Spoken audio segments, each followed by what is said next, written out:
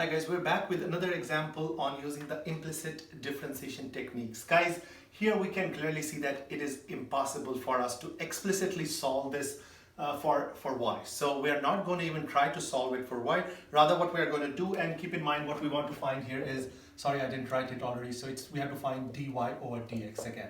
And guys, for most of these examples, we have to find the derivative of y with respect to x. So guys, without even trying to solve for y, we are just going to treat it as an explicit function, which this is, by the way, and we are going to start by applying the derivative on both sides. In this case, we also have some trig functions, but we already know how to evaluate the derivative of trig functions. We already know how the power rule works, chain rule works, and the product rule, the quotient rule, right? So let us start by applying the derivative on both sides, and then we have to go from step by step, okay? So starting by applying derivatives, which means d over dx of the left hand side, and if we apply to the left hand side, we got to apply to the right hand side as so. It is d over dx of cosine of x squared y minus sine y, and I take the derivative on the other side, d over dx of just x, right? So on the left hand side, there's two pieces, so we got to kind of break it down into two, which means we have to take the derivative of the first piece, derivative of the cosine of x squared y, and then minus the derivative of the sine y, right? And we know the derivative of x with respect to x is just 1, so I'm going to write that 1 here. Okay, from here now let us look at or analyze each of these pieces. Guys, this guy, first of all, it's just a cosine function. Well, the power of cosine is 1, even the power of sine is 1. That makes our life easier, so we don't have to think too hard. All we have to start with is, hey, what is the derivative of a cosine function? We know the derivative of cosine is negative sine. So to write the derivative of this, first of all, I'm just going to say it is negative sine. But we don't only have an x here, we have x squared times y. So we got to write whatever is inside that parentheses.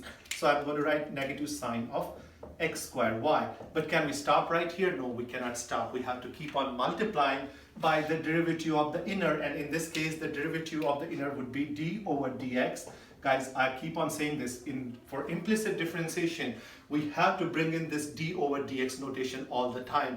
If you are not used to using that, please start using it for this section. For the rest of them, like for chain rule and in general the product and all those, for explicitly written out functions, if you are not using dy over dx notation, it is still fine. You can just use the prime notation. But guys, for this, I highly recommend everyone to use the d over dx notation and get used to it. Guys, anyway, if you are planning to take Calc 3 and differential equations, or you want to be a STEM major, guys, you have to get used to writing, you have to familiarize yourself with the d over dx notation, okay? So d over dx of what? The inner piece. And what is the inner piece? It's x squared times y. Guys, that takes care of this piece. Of course, we have to go through the next steps and then follow up with what we have to do with this, but for now, that's it. Guys, let us look at this one. Again, it is as simple as writing the derivative of a sine function, and we know the derivative of the sine function is the cosine function, but here it's not just x, it's y. But since it's y, which in turn is a function of x, we have to multiply this by the derivative of the inner, and you can think of that inner as just y.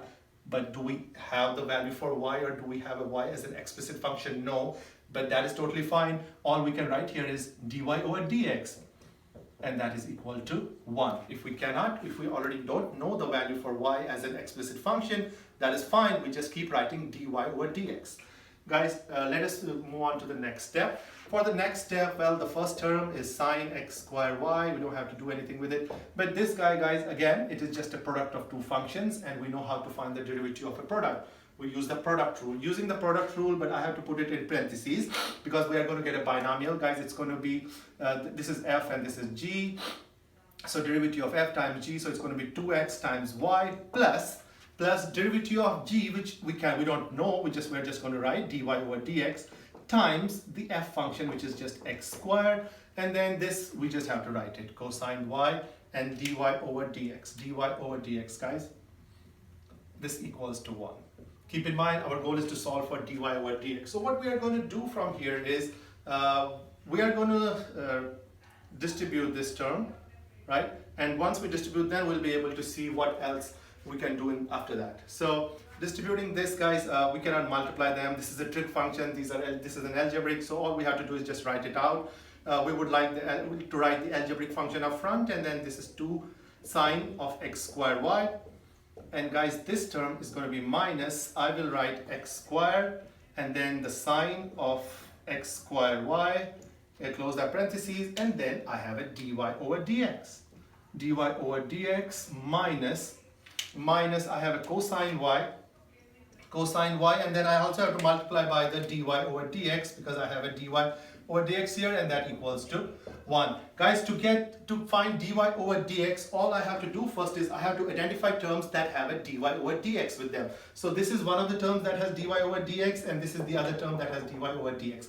So what we want is those two terms on the left hand side and everything else on the other side. In this case, everything else means just this term has to be shifted to the other side. How can we do that? Just by adding this to both sides. So I'm adding this 2xy sine of x squared y to the left hand side, so this crosses out, and I got to add it to the right hand side, plus 2xy sine of x squared y. So once I do that, guys, I'm going to take it up right here. So what do I have on the left hand side? Guys, again, on the left hand side, what we can already do is, since we want to get dy over dx, I'm going to take that out as a greatest common factor, and that is something we do all the time whenever we are dealing with this implicit differentiation techniques. Okay, so I'm going to take that dy over dx outside.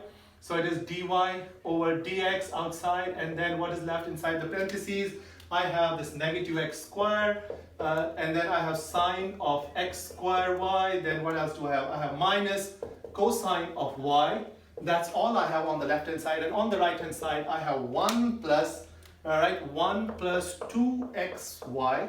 I don't want to make any mistakes here, so I'm going back and checking my work. Okay, that's right. And then I have sine of x squared y. Guys, that is what I have on the right hand side. To get the dy over dx, we know we have to divide both sides by this whole product. So it's negative x squared sine x squared y and minus cosine y.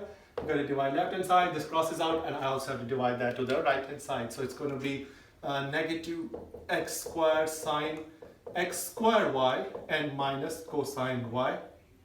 And then close this. Guys, finally my dy over dx that we wanted to evaluate, we can leave it like this, or you know what we can do, I can just take out this negative as a common factor. So if I take that negative as a common factor and I can bring it upstairs, usually we like to write this negative upstairs, so we're going to write it upstairs. It's like going to be like this, negative 1 plus 2xy sine of x squared y.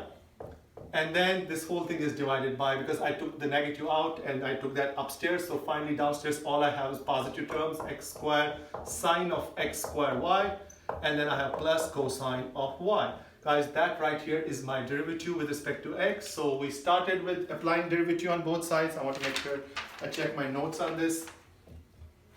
Yeah, that is what I have in my notes as well. So guys, this is another example. Here I tried to incorporate some trig functions as well, because if we can apply the idea of implicit differentiation to an algebraic function, we can apply it to cosine functions, we can apply it to trig functions, and guys, in my other example, I think I'm going to apply it to a log function and an exponential function as well, so that you get to see a different variety of functions and different variety of examples. Guys, keep practicing these. I will see you in the